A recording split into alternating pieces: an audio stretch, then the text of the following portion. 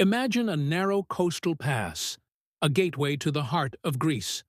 On one side, sheer cliffs rise to the sky. On the other, the churning waves of the Malian Gulf. This is Thermopylae, the Hot Gates, and in the year 480 BC, it became the stage for one of history's most legendary last stands. The mighty Persian Empire, led by the god King Xerxes, was on the march. His army was a behemoth, a force so vast it was said to drink rivers dry. Hundreds of thousands of soldiers from every corner of his empire, all marching with one goal: the complete subjugation of Greece. The Greek city-states were fractured, terrified. Many submitted without a fight. But some, a brave few, chose defiance. Leading this resistance was a small, professional army from a city-state unlike any other: Sparta.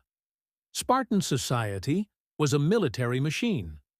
From the age of 7, every male citizen was forged into a warrior, trained for a single purpose: to fight and die for Sparta. They were the best of the best, the most feared infantry in the ancient world. Their king, Leonidas, was the embodiment of this warrior ethos. When the oracle at Delphi gave a chilling prophecy that either a Spartan king must die or all of Sparta would be lost, Leonidas didn't hesitate. He knew his duty. He chose not the full Spartan army, but his personal bodyguard of 300 men, each a veteran, each with a son to carry on his family line. These 300 Spartans were not alone. They were joined by around 7,000 other Greeks, Thespians, Thebans, and others, all united by a desperate hope to halt the Persian tide. Their plan was simple, yet brilliant. At Thermopylae, the pass was so narrow that the Persians' overwhelming numbers would count for nothing. Here, in this bottleneck, a few could hold off many. So they waited. Soon, the vanguard of the Persian army arrived. Xerxes, confident in his might, sent envoys to demand the Greeks lay down their arms. Leonidas' reply has echoed through the ages: "Molon Labe! Come and get them." For 2 days, the battle raged. Xerxes threw wave after wave of his soldiers at the Greek line. First came the Medes and Scythians, who were cut down in droves. The Greeks, with their long spears, heavy bronze shields, and superior discipline, formed a solid wall of death, the phalanx. They fought in tight formation, shield locked with shield. Their spear points a forest of deadly steel. They were masters of feigned retreat, luring the Persians in, only to turn and slaughter them. Frustrated, Xerxes unleashed his elite troops, the legendary Immortals.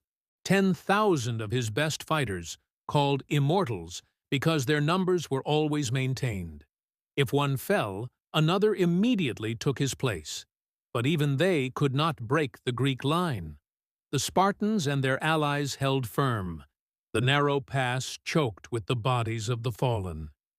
The god-king watched from his throne on a nearby hill, leaping to his feet in fury and frustration as his best warriors failed time and again. The Greek position seemed unbreakable, but betrayal came from within. A local man named Ephialtes, hoping for a rich reward from Xerxes, revealed a hidden mountain path that would allow the Persians to bypass the main pass and attack the Greeks from behind. When Leonidas learned of the betrayal, he knew the end was near. He made a critical decision. He dismissed the bulk of the Greek army, ordering them to retreat and prepare for future battles. He knew they were the only hope for Greece's survival. But he, along with his 300 Spartans, would remain.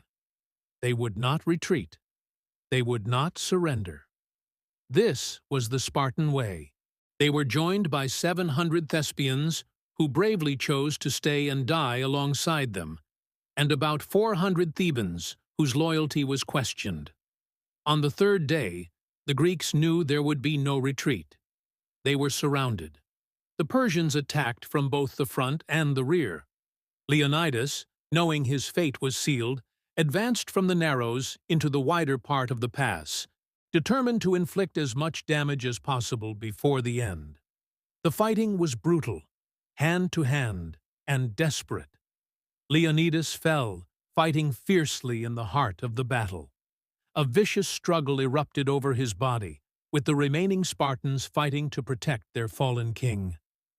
Driven back to a small hill within the pass, the last of the Spartans and Thespians made their final stand.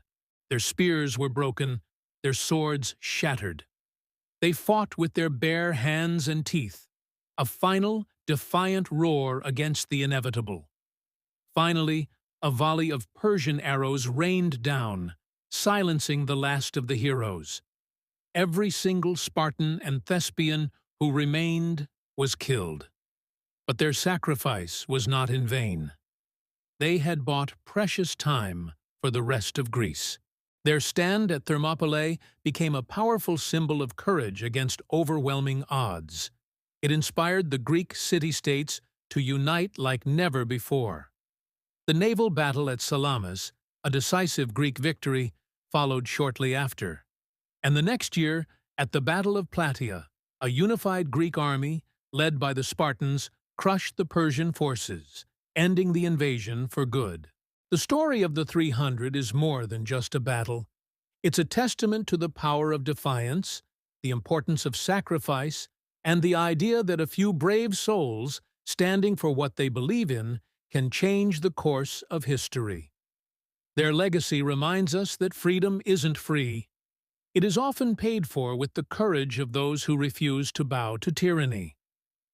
A monument stands at Thermopylae today, bearing an inscription from the poet Simonides. It reads, "Go tell the Spartans, stranger passing by, that here, obedient to their laws, we lie." A simple yet powerful epitaph for the men who chose death over chains, and in doing so, achieved immortality. Thanks for watching. If you found this journey into the past as fascinating as I did, make sure to like this video and subscribe to the channel for more legendary battles from history. See you next time.